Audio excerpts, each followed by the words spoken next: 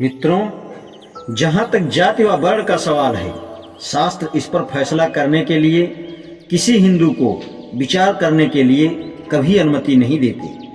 यहाँ तक कि यह व्यवस्था भी की गई है कि उसे जाति और वर्ण के विश्वास के आधार को तर्क की कसौटी पर कसने का मौका ही न मिले। गैर हिंदुओं के लिए यह आश्चर्य आनंद का विषय हो सकता है कि लाखों हिंदू विशेष अवसरों पर जाति व्यवस्था को तोड़ते हैं, जैसे रेल में सफर के समय, विदेश यात्रा के समय और बाद में शेष जीवन में जाति को कायम रखने की कोशिश करते रहते हैं।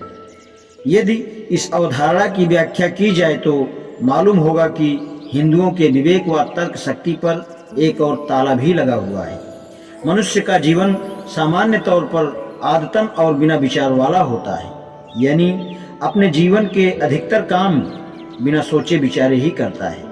किसी धर्म, विश्वास, काल्पनिक व्यवस्था या ज्ञान का समर्थन करने और जिन परिणामों की ओर उसकी प्रवृत्ति है, उनकी सहायता देने वाले सक्रिय एवं सजग विचार बहुत कम और केवल धर्म संकटों में ही किया जाता है। रेलवे का सफर और विदेश यात्रा किसी हिंदू जीवन में धर्म संकट होते हैं। स्वाभाविक तौर पर एक हिंदू को खुद से यह सवाल पूछना चाहिए कि जाति प्रथा के बंधनों का पालन यदि दैनिक जीवन में हर समय नहीं किया जा सकता तो इनसे क्यों बंधे रहना चाहिए। लेकिन वह सवाल नहीं करता है। वह आए दिन एक जगह जाति नियमों को तोड़ता है और बिना संकोच वह दूसरी जगह या अवसर पर मानने लगता है। इस हैरान कर देने वाले व्यवहार का कारण है शास्त्रों में इस संबंध में दिए गए नियम, जो उसे अपनी सुविधा के अनुसार जब चाहे जाति व्यवस्था का पालन करने के निर्देश देते हैं और पालन न करने की स्थिति में प्रायश्चित करने की व्यवस्था देते हैं।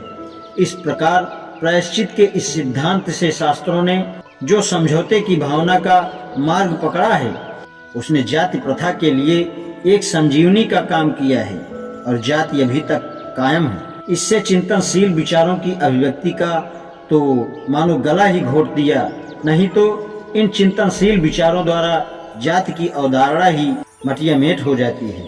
ऐसे बहुत सारे लोग हुए हैं जिन्होंने जाति प्रथा और छुआछूत को खत्म करने के लिए काम किया है। इनमें से जिनका गर्व से जिक्र किया जा सकता है, उनमें कबीर, रामानुज व अन्य का नाम उभर कर आते हैं। क्या आप इन समाज सुधारकों के कामों का समर्थन कर सकते हैं और हिंदुओं को इनके विचारों व बताए मार्ग पर चलने के लिए समझा सकते हैं? यह सच है कि मनु ने श्रुति और स्मृति के साथ अनुशासित के रूप में सदाचार को भी शामिल कर दिया। वास्तव में सदाचार को शास्त्रों से ऊंचा स्थान दिया गया है। यद्याद्धतचर्यते येन धर्म वाश्च धर्ममेव व देशस्य चरणम नित्यम चरितम तद्वि कीर्तितम। अर्थात अपने अपने देश परिवेश में कोई व्यक्ति जो सही गलत तरीका अपनाता है, उसको सदाचार कहते हैं। श्लोक के अनुसार सदाचार का पालन जरूर अपनाना चाहिए, चाहे वह धर्म हो या अधर्म, शास्त्रों के अनुसार हो या खिलाफ। लेकिन सदाचार का अर्थ क्या है? यदि कोई यह समझे कि सदाचार सही और अच्छे भले काम हैं, जैसे भले और सज्जन लोगों के काम, तो ऐसा समझना भारी गलती होगी। सदाचार का अर्थ नेक या अच्छे काम या नेक या सज्जन लोगों के काम नहीं है। सदाचार का अर्थ है प्राचीन रूढ़ी या प्रथा, चाहे उचित हो या अनुचित हो। इस श्लोक में यह स्पष्ट है। पास्मिन् देशे या आचारः पारंपर्य क्रमागतः वर्णानाम किल सर्वेषां स सदाचार उच्यते। अर्थात किसी देश में सभी जातियों के परंपरागत रिवाज व तौर तरीके चले आते हैं, उनको सदाचार कहा जाता है।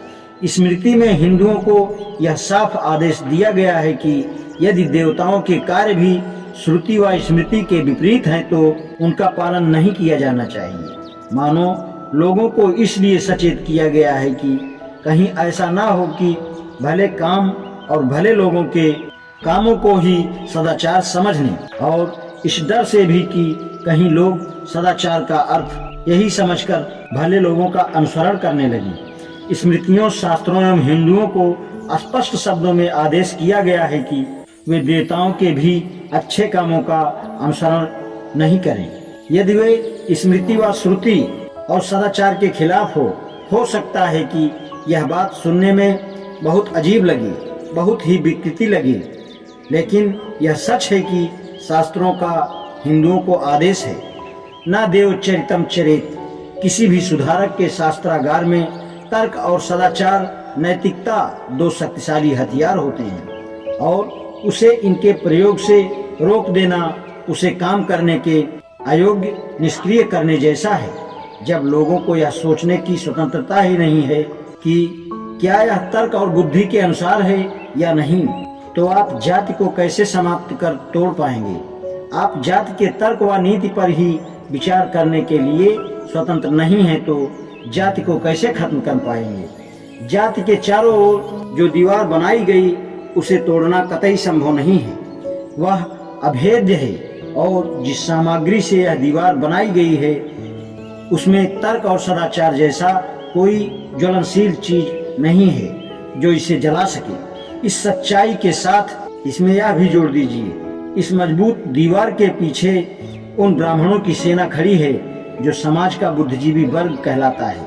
ब्राह्मणों ने हिंदू समाज का नेतृत्व सहज व प्राकृतिक तौर पर हथियाया हुआ है।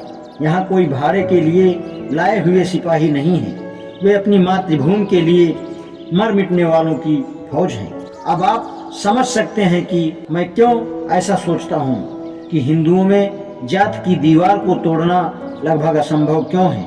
किसी भी स्थिति में इस व्यवस्था को तोड़ने में कई युग बीत जाएंगे। इस काम को पूरा करने में देरी लगे या चाहे जल्दी किए सके, आपको यह नहीं भूलना है कि यदि आपको दरार बनानी है तो आपको उन वेदों और शास्त्रों को बारूद के गोले से उड़ा देना होगा जो तर्क व नैतिकता को नहीं मानते हैं। आपको श्रुतियों और स्मृतियों के धर्म को तबाह करना होगा जो सदाचार को स्वीकार नहीं करते। इससे ज्यादा कहने से कोई लाभ नहीं है। इस मामले में यह मेरा अच्छी तरह से सोच विचार का दृष्टिकोण है। आज इतना ही, शेष आगे। धन्यवाद।